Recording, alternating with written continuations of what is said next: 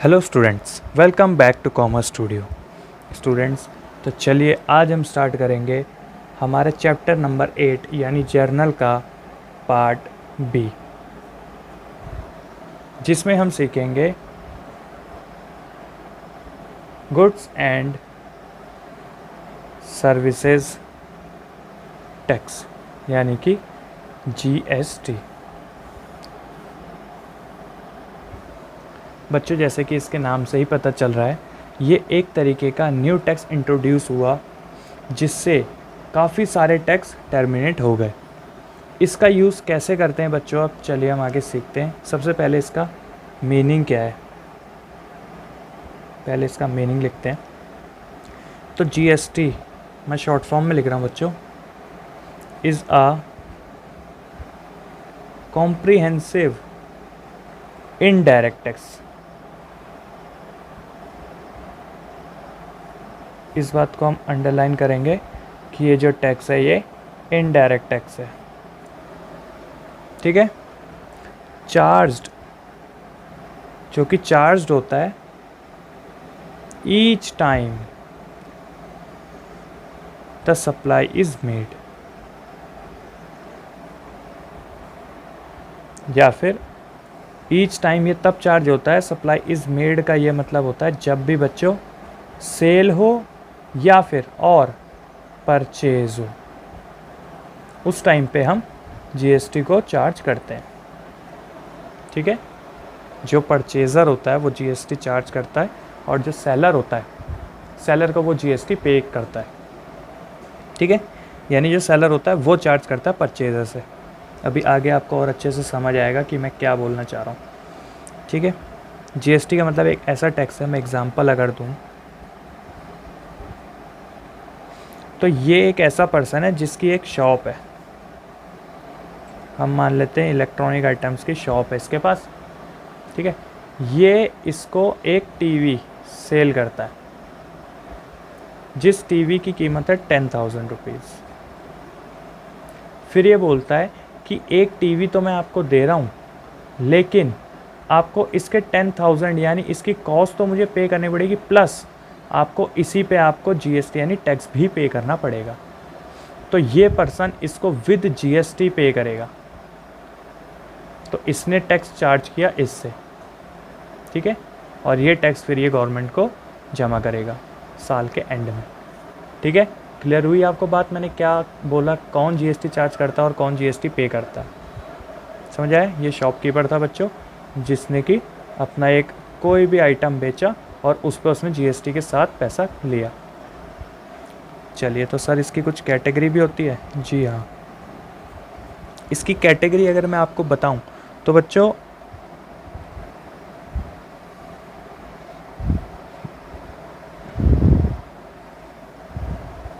GST 3 types के होते हैं।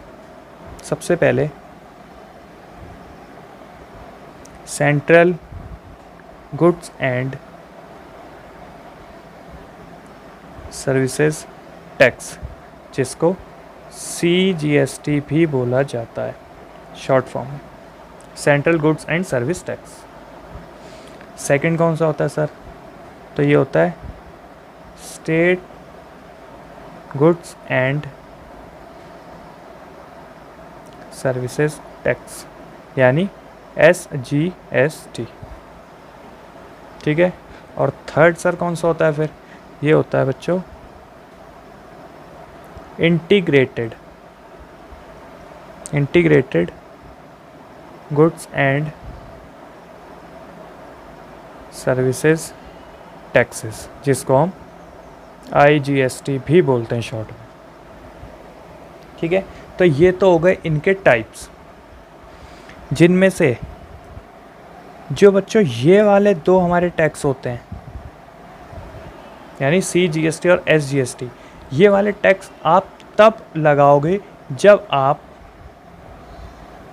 इंट्रा स्टेट सप्लाई करोगे। इंट्रा स्टेट सप्लाई का मतलब क्या होता है? इसका मतलब होता है विद इन द स्टेट। ये बात ध्यान रखनी है आपको किसी एक स्टेट में ही, एग्ज़ाम्पल के तौर पे अगर मैं राजस्थान में रहता हूँ और मैंने जयपुर में मेरी एक शॉप है, ये रहा जयपुर, जयपुर में मेरी शॉप है, और मैंने उदयपुर से कुछ मंगवा लिया जो कि एक राजस्थान का ही एक सिटी है, तो बच्चों इस टाइम पे आपको पता है ये दोनों के दोनों राजस्थान के अंदर ही आते हैं। तो राजस्थान के अंदर ही जयपुर है और वहीं उदयपुर है। तो अगर मैं जयपुर में कोई चीज़ मंगाता हूँ तो यहाँ पे लगेगा इंटर स्टेट सप्लाई, यानी विद इन स्टेट मैंने स्टेट करा, तो जो मेरे को टैक्स लगाना पड़ेगा वो CGST एंड SGST चार्ज करना पड़ेगा। ठीक है। हालांकि अगर मैं दिल्ली से कोई सामान मंगाता हूँ तो तब लगेगा मेरा IGST, यानी IGST कब लगता है बच्चों, ये लगता है इंटर स्टेट, जब मैं इंटर स्टेट सप्लाई करता हूँ, यानी आउटसाइड द स्टेट।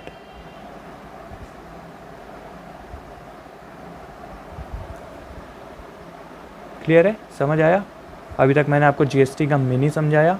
मीनिंग के बाद हमने समझा कि GST कितने टाइप्स के होते हैं, उनमें से 2 GST कब चार्ज होते हैं, और ये हमेशा बच्चों एक साथ चार्ज होंगे। ठीक है। जब ये विद इन हम स्टेट कोई सेल परचेज़ करें तो हमें ये 2 GST लगाने या लेने, और अगर हम आउटसाइड स्टेट करते हैं तो फिर ये IGST। चलिए आप इसको नोट डाउन करिए बच्चों, हम आगे बढ़ते हैं फिर। ठीक है, तो आपने नोट डाउन कर लिया होगा।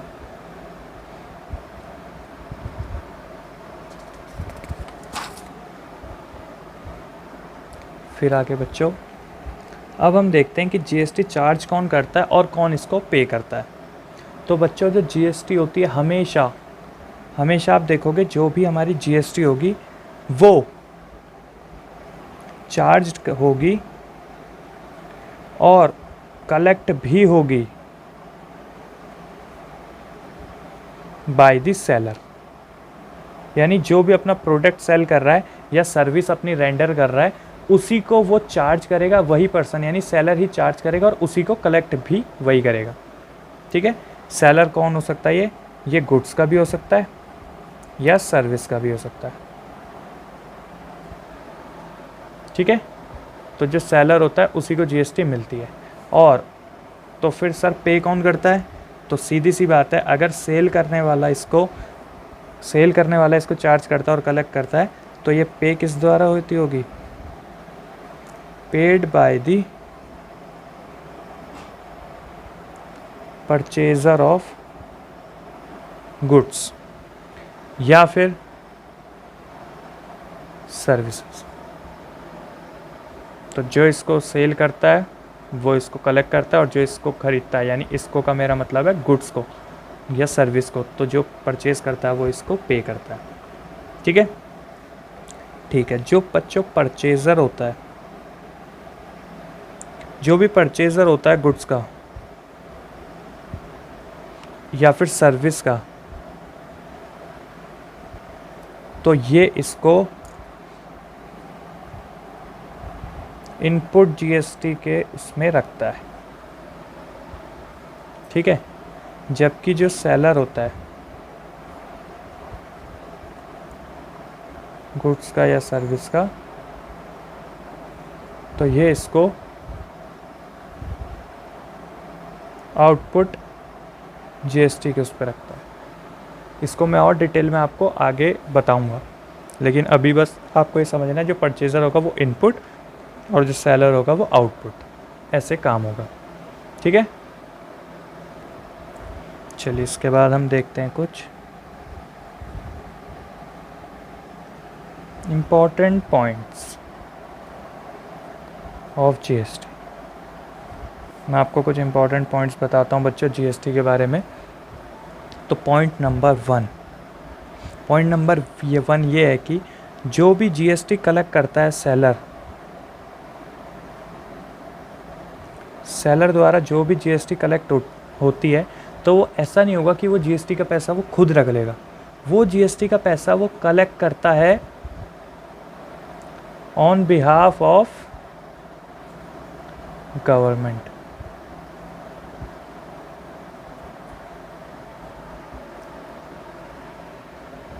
यानी गवर्नमेंट को साल के एंड में जो सेलर होता है वो एक साथ अपनी जीएसटी पे करता है, जो जो उसने परचेज़र से ली है। ठीक है, यानी जीएसटी जो टैक्स है वो सेलर दुकानदार ले लेता है अपने कस्टमर से, और दुकानदार लेने के बाद उसको साल के एंड में गवर्नमेंट को पे करता है। ठीक है, सेकंड पॉइंट समझाने के लिए आप बच्चों ये सब चीज़ें देखिए कि जीएसटी जो भी पेड होती है वो सेल परचेज पे होती है, या जो सर्विस हम पे कर रहे हैं या सर्विस रेंडर कर रहे हैं उस पे होती है। लेकिन जीएसटी उन चीज़ों पे नहीं लगती। किन चीज़ों पे? तो मैं वो चीज़ें आपको बताता हूँ जीएसटी किस पे नहीं लगती। सबसे पहले सैलरीज एंड वेजेस। किसी को सैलरी पे करोगे या सैलरी मिलेगी या वेजेस पे करोगे, वेजेस मिलेंगे तो आपको जीएसटी लगाने की कोई ज़रूरत नहीं है। इसके अलावा कोई भी आपने एजुकेशनल सर्विस दी है तो उस पर भी जीएसटी नहीं लगेगी आपकी। ठीक है, फिर है इंटरेस्ट। इंटरेस्ट अर्न करोगे या पे करोगे तो इस पे आपको जीएसटी नहीं देनी पड़ती। ठीक है, इसके अलावा हेल्थ सर्विस, ये बच्चों इम्पॉर्टेंट है, ये आपको पता होना चाहिए कि जीएसटी किन चीज़ों पे हम नहीं चार्ज करते। इसके अलावा इलेक्ट्रिसिटी एंड वाटर सर्विसेज, तो इन चीज़ों पे भी जीएसटी नहीं लगती। ठीक है, तो ये आपको ध्यान रखना पड़ेगा।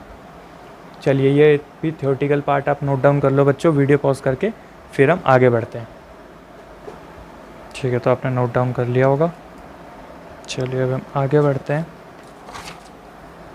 अब मैं आपको बच्चों एक और इम्पॉर्टेंट चीज़ बताने वाला हूँ जो कि आपको यहाँ तो काम आएगी ही, जब हम पढ़ेंगे बच्चों आगे जाके चैप्टर नंबर 20 या 21, तो वहाँ पर भी आपको ये चीज़ें काम आएगी, और आगे आपके लाइफ टाइम तो काम आएगी ही आएगी।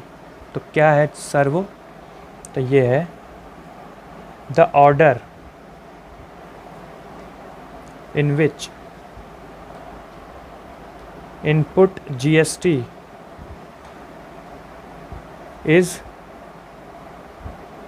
Set of against output GST. ये टॉपिक है बच्चों। यानी क्या होता है, एग्ज़ाम्पल के तौर पे मैं आपको पहले समझाता हूँ कि क्या, एक एग्ज़ाम्पल मैं आपको देता हूँ तब आपको ये और अच्छे से समझ आएगा। मान लो यहाँ पे ये राम खड़ा है, इसका नाम है राम, और सेम यहाँ पे एक और पर्सन है जिसका नाम है श्याम। तो होता क्या है बच्चों, राम श्याम को 100 रुपये दे देता है। इसने इसको 100 रुपये दे दिए और इसके पास अब 100 रुपये हैं। ठीक है, इसमें से ये क्या करता है, इसको 80 रुपये लौटा देता है, 80 रुपये दे देता है। तो अब ये कहता है कि मैं सिर्फ तुझे अब 20 रुपये दूंगा, यानी अब मेरे पास सिर्फ 20 रुपये हैं।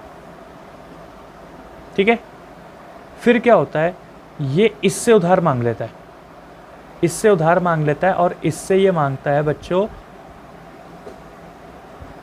90 रुपीज़। तो अब जब एंड होगा, यानी जब सेट ऑफ करने की बारी आएगी, तो क्या बात उठेगी कि देख, मैंने तुझसे 20 रुपये पहले से ही लेने थे, तो मैंने तुझसे 90 अगर उधार लिए हैं, तो अब मैं सिर्फ तुझे रिटर्न 70 ही करूँगा, क्योंकि मैंने 90 तो तेरे से उधार लिए और 20 तो मुझे पहले से ही लेने थे। समझ आया? सबसे पहले इसने 100 रुपये इसको दिए, इसने फिर इसको 80 रिटर्न कर दिए, यानी अभी भी इसके पास 20 रुपये इसको देने के लिए हैं, यानी शाम को अभी भी पे करना है राम को 20 रुपीज़। उसके बाद राम इससे उधार लेता है 90 रुपीज़। तो उस हिसाब से जब इसको राम रिटर्न करेगा तो राम ये बोलेगा कि मैंने तुझसे 90 लिए तो थे, 90 तूने दिए थे, बिल्कुल सही बात है, लेकिन मुझे तुझसे 20 पहले के लेने भी तो थे, तो अब सिर्फ मैं तुझे कितने रुपए दूंगा, सिर्फ और सिर्फ 70 रुपये दूंगा। इसको बोला जाता है बच्चों सेट ऑफ करना। ठीक है। तो अगर मैं बोलूँ, और बच्चों हमेशा इनपुट वाले जो जीएसटी होती है वो सेट ऑफ होती है। तो इनपुट जो सीजीएसटी होती है वो किन किन के साथ सेट ऑफ होती है? तो ये होती है बच्चों आउटपुट सीजीएसटी, आउटपुट एसजीएसटी, और इसी ऑर्डर में होती है बच्चों, ऑर्डर भी यही रहता है, यानी ये इनके साथ सेट ऑफ हो जाती है। क्लियर है? ऑर्डर यही रहेगा, यानी अगर मुझे इनपुट सीजीएसटी ख़त्म करनी है तो मुझे आउटपुट सीजीएसटी पहले चाहिए।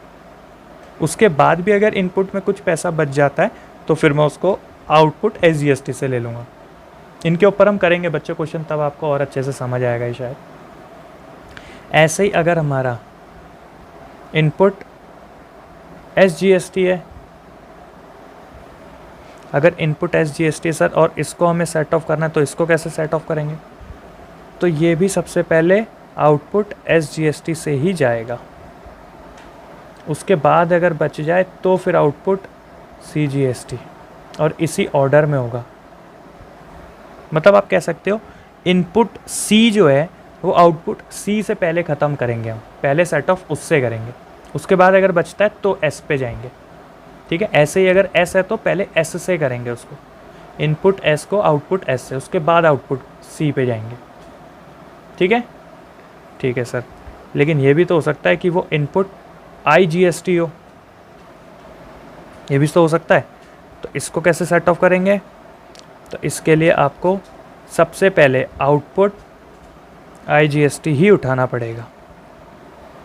इनपुट आई को आउटपुट आई से आप सबसे पहले सेट ऑफ करेंगे, फिर भी अगर पैसे बचते हैं तो फिर आउटपुट सीजीएसटी से करोगे, और फिर भी बच जाए तो आउटपुट एसजीएसटी।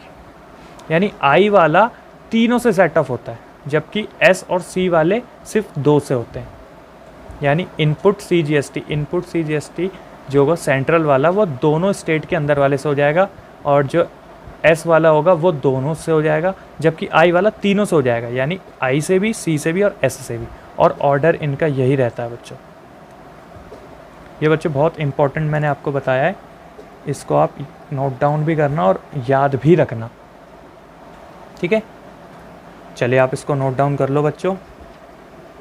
मैंने आपको थ्योरेटिकल बातें जो इसकी बतानी थी वो मैंने बता दी। अब मैं आपको नेक्स्ट क्लास में कुछ एंट्रीज़ लिखवाऊंगा बच्चों, इसकी इंपॉर्टेंट एंट्रीज़, उसके बाद फिर हम इसके ऊपर भी क्वेश्चंस करेंगे। ठीक है, चलिए बच्चों आप चैनल को सब्सक्राइब कीजिए, और जो भी बच्चा वीडियो देखता है उसको लाइक ज़रूर करे बच्चों, इससे मुझे बहुत मोटिवेशन मिलता है। ठीक है, चलिए थैंक यू बच्चों।